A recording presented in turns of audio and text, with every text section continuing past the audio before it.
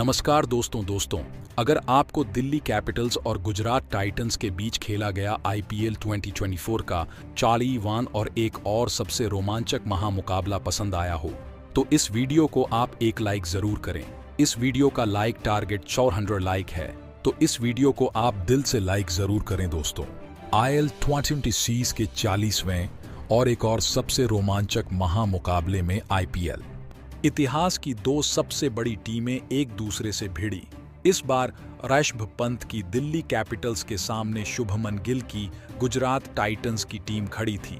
इस रोंगटे खड़े कर देने वाले महामुकाबले में गुजरात के कप्तान शुभमन गिल ने टॉस जीता और पहले गेंदबाजी का फैसला लिया और दिल्ली की टीम को पहले बल्लेबाजी के लिए आमंत्रित किया। उसके बाद रनों की बारिश करने के इरादे से दिल्ली के दो दिग्गज ओपनर बल्लेबाज मैदान में उतरे। पृथ्वी शॉ और जैक फ्रेजर मेघर के कंधों पर इस महामुकाबले में अपनी टीम को एक विस्फोटक ओपनिंग शुरुआत दिलाने की बहुत ही बड़ी जिम्मेदारी थी और दिल्ली की इस ओपनिंग जोड़ी ने मैदान में उतरते ही विस्फोटक बल्लेबाजी करना शुरू कर दिया था। खास करके जैक फ्रेजर मेघर इस मुकाबले में भी धमाकेदार बल्लेबाजी कर रहे थे। पारी के दूसरे ही ओवर में जैक फ्रेजर मेघर ने संदीप वॉरियर को एक चौका और एक शानदार लगा दिया था, लेकिन फिर संदीप वॉरियर ने ही अपनी अगली ही ओवर में जैक फ्रेजर मेघर को नूर अहमद के हाथों कैच आउट कर दिया।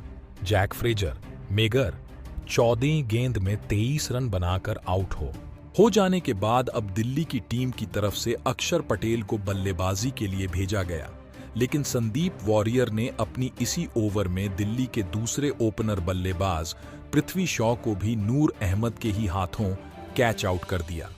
पृथ्वी शॉ 7 गेंद में 11 रन बनाकर आउट हो गए। संदीप वॉरियर ने अपने एक ही ओवर में दिल्ली के दोनों ही ओपनर बल्लेबाजों को आउट कर दिया था। अब विकेट गिरने के बाद शे होप बल्लेबाजी करने मैदान में उतरे और फिर शे होप ने अक्षर पटेल के साथ मिलकर दिल्ली की इस पारी को संभालने की पूरी कोशिश करी, लेकिन फिर एक बार गेंदबाजी पर आए। संदीप वॉरियर ने शे होप को भी राशिद खान के हाथों कैच आउट करके दिल्ली के टॉप ऑर्डर की धज्जियां उड़ा दी। शे होप 6 गेंद में 5 रन बनाकर आउट हो गए। अब दिल्ली की टीम बहुत ही बड़ी मुसीबत में थी। संदीप वॉरियर ने अकेले के दम पर इस मुकाबले में दिल्ली की पूरी बल्लेबाजी को दबाव में डाल दिया था। अब दिल्ली के कप्तान ऋषभ पंत बल्लेबाजी करने में मैदान में उतरे थे, लेकिन एक छोर पर बल्लेबाजी कर रहे पटेल इस मुकाबले में गजब की बल्लेबाजी कर रहे थे, तो वहीं उनका साथ देने आए। दिल्ली के कप्तान ऋषभ पंत ने भी आते ही अपने बल्ले से बड़े शॉट खेलना शुरू कर दिया था। अक्षर पटेल और कप्तान ऋषभ पंत की इस जोड़ी पर अब दिल्ली की इस मुकाबले में पूरी बल्लेबाजी टिकी हुई थी और दिल्ली की इस जोड़ी ने गुजरात की खतरनाक गेंदबाजी के सामने हार नहीं मानी और धमाकेदार बल्लेबाजी करना शुरू कर दिया। कप्तान ऋषभ पंत इस मुकाबले में शानदार फॉर्म में नजर आ रहे थे। दोनों के बीच बन रही यह साझेदारी देखकर अब गुजरात के कप्तान शुभमन गिल भी दबाव महसूस करने लगे थे। दिल्ली की यह साझेदारी लगातार मजबूत होती जा रही थी और फिर इसी बीच दोनों की 50 रनों की शानदार साझेदारी भी पूरी हो गई। दोनों की साझेदारी को तोड़ने के लिए लखनऊ का हर एक गेंदबाज अपनी पूरी जीजन लगा रहा था, लेकिन इसके बावजूद अक्षर पटेल और ऋषभ पंत की यह जोड़ी गुजरात की गेंदबाजी पर लगातार रन बना रही थी। अब गुजरात का हर एक गेंदबाज बैकफुट पर था। अक्षर पटेल और ऋषभ पंत की जोड़ी अब गुजरात की टीम के लिए एक बड़ा खतरा बन चुकी थी और फिर इसी बीच अक्षर पटेल ने एक शानदार चौका लगाते हुए अपना इस मुकाबले का सबसे महत्वपूर्ण अर्धशतक पूरा कर लिया। अब दिल्ली के दोनों ही खिलाड़ियों ने गुजरात की गेंदबाजी पर बड़े शॉट खेलना शुरू कर दिया था। मोहित शर्मा की एक ही ओवर में कप्तान ऋषभ पंत ने 2 गजब के लगा दिए थे, तो वहीं उसकी अगली ही ओवर में नूर अहमद को भी अक्षर पटेल ने 2 लगातार अद्भुत लगा दिए और इसी के साथ दोनों की 100 रनों की गजब की साझेदारी भी पूरी हो गई। लेकिन इसी ओवर में नूर अहमद ने सेट हो चुके अक्षर पटेल को साई किशोर के हाथों कैच आउट कर दिया। अक्षर पटेल 43 गेंदों में 66 रनों की शानदार पारी खेलकर आउट हो गए। गुजरात की गेंदबाजी ने एक अहम मौके पर दिल्ली की इस बड़ी साझेदारी को तोड़ दिया था। अब बल्लेबाजी के लिए ट्रस्टन स्टब्स मैदान में उतरे और ट्रस्टन स्टब्स ने आते ही पहली गेंद पर एक शानदार चौका लगा दिया। तो वहीं इसी बीच कप्तान ऋषभ पंत ने एक शानदार लगाते हुए अपना इस मुकाबले का तूफानी अर्धशतक पूरा कर लिया। अब बल्लेबाजी के लिए ट्रस्टन स्टब्स मैदान में उतरे और ट्रस्टन स्टब्स ने आते ही पहली गेंद पर एक शानदार चौका लगा दिया। तो वहीं इसी बीच कप्तान ऋषभ पंत ने एक शानदार लगाते हुए अपना इस मुकाबले का तूफानी अर्धशतक पूरा कर लिया। अब कप्तान ऋषभ पंत और ट्रस्टन स्टब्स के कंधों पर आखिरी बचे ओवरों में अपनी टीम को एक बड़े लक्ष्य तक पहुंचाने की पूरी जिम्मेदारी आ चुकी थी और इस पारी के 19वें ओवर में ट्रस्टनिस्ट्स और कप्तान ऋषभ पंत ने मिलकर 2 और 2 चौके लगाते हुए 22 रन बना लिए। तो वहीं इस पारी के अंतिम ओवर में दिल्ली के कप्तान ऋषभ पंत ने अविश्वसनीय बल्लेबाजी करते हुए मोहित शर्मा की इस ओवर में 1 चौका और 4 हेरत अंगेज लगाते हुए इस ओवर में 31 रन बना लिए।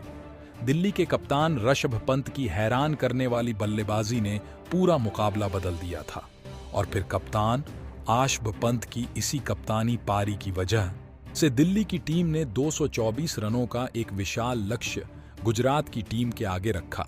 उसके बाद दिल्ली से मिले 225 रनों के सबसे बड़े लक्ष्य का पीछा करने गुजरात के 2 दिग्गजों ओपनर बल्लेबाज मैदान में उतरे। रिद्धिमान साहब और कप्तान शुभमन गिल के कंधों पर इस विशाल लक्ष्य का पीछा करते हुए अपनी टीम को एक शानदार ओपनिंग शुरुआत दिलाने की बहुत ही बड़ी जिम्मेदारी थी। लेकिन गुजरात की इन उम्मीदों को दिल्ली की तेज गेंदबाजी ने पारी के शुरुआती ओवरों में ही तोड़ दिया और गेंदबाजी पर आए एनरिक नोकिया ने बेहतरीन फॉर्म में चल रहे गुजरात के कप्तान शुभमन गिल को अक्षर पटेल के हाथों कैच आउट कर दिया। कप्तान शुभमन गिल 5 गेंद में 6 रन बनाकर आउट हो गए। अपने कप्तान को जल्दी खोने के बाद अब गुजरात की टीम की तरफ से साई सुदर्शन बल्लेबाजी के लिए मैदान में उतरे और फिर यहां से रिद्धिमान साहा और साई सुदर्शन की इस जोड़ी ने दिल्ली की गेंदबाजी पर रन बनाना शुरू कर दिया। दोनों ही खिलाड़ी इस मुकाबले में गजब के फॉर्म में नजर आ रहे थे। खास करके रिद्धिमान साहा के बल्ले से लगातार बड़े शॉट देखने को मिल रहे थे। पारी के तीसरे ओवर में खलील अहमद को रिद्धिमान साहा ने 2 चौके और एक शानदार लगा दिया था। तो वहीं साई सुदर्शन भी इस मुकाबले में गजब के फॉर्म में नजर आ रहे थे। देखते ही देखते दोनों की 50 रनों की साझेदारी भी पूरी हो गई। इस साझेदारी को देखकर दिल्ली के कप्तान ऋषभ पंत दबाव महसूस करने लगे थे।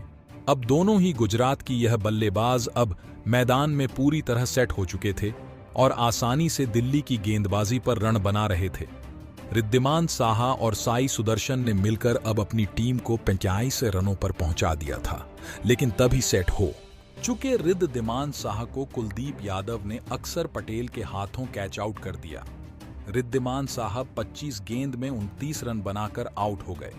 कुलदीप यादव ने एक महत्वपूर्ण मौके पर आकर इस गुजरात की सबसे बेहतरीन साझेदारी को तोड़कर दिल्ली की गेंदबाजी की इस मुकाबले में वापसी करवा दी थी।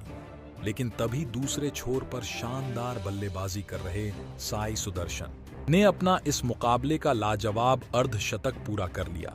लेकिन उसके अगली ही ओवर में अक्षर पटेल ने नए बल्लेबाज अजमत उमर जाई को भी जैक फ्रेजर मेगर के हाथों कैच आउट कर दिया। अजमत उमर जाई 2 गेंद में बस 1 रन बनाकर आउट हो गए। अब गुजरात की टीम को एक के बाद एक 2 बड़े झटके लग चुके थे। दिल्ली की गेंदबाजी ने अब गुजरात की बल्लेबाजी पर दबाव बना दिया था। अब डेविड मिलर बल्लेबाजी करने मैदान में उतरे और डेविड मिलर ने आते ही एक लाजवाब लगा दिया था। सेट हो चुके साई सुदर्शन के साथ मिलकर डेविड मिलर ने गुजरात की पारी को संभालने की पूरी कोशिश करी। लेकिन तभी गेंदबाजी पर आए रसिक सलाम ने दिल्ली की टीम के लिए सबसे बड़ा खतरा बन चुके साई सुदर्शन को अक्षर पटेल के हाथों कैच आउट कर दिया। साई सुदर्शन 29 गेंदों में 65 रनों की तूफानी पारी खेलकर आउट हो गए। दिल्ली की टीम को अब गुजरात का एक बड़ा विकेट मिल चुका था। अब गुजरात की टीम दबाव में थी। अब बल्लेबाजी के लिए शाहरुख खान को भेजा गया था, लेकिन रसिक सलाम ने अपनी अगली ही ओवर में शाहरुख खान को भी ऋषभ पंत के हाथों कैच आउट कर दिया। शाहरुख खान 5 गेंद में 8 रन बनाकर आउट हो गए। मुकाबला पूरी तरह दिल्ली के कब्जे में था। दिल्ली के कप्तान ऋषभ पंत अपने गेंदबाजों से बहुत ही ज्यादा खुश नजर आ रहे थे।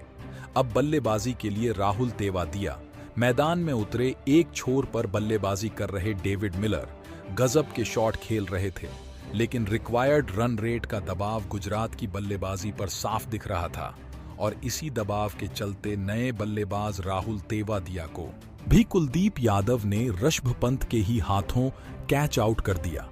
राहुल तेवतिया 5 गेंद में 4 रन बनाकर आउट हो गए। अब गुजरात की टीम ने अपने 6 बड़े बल्लेबाजों को खो दिया था। मुकाबला अब गुजरात की टीम के हाथ से निकल रहा था।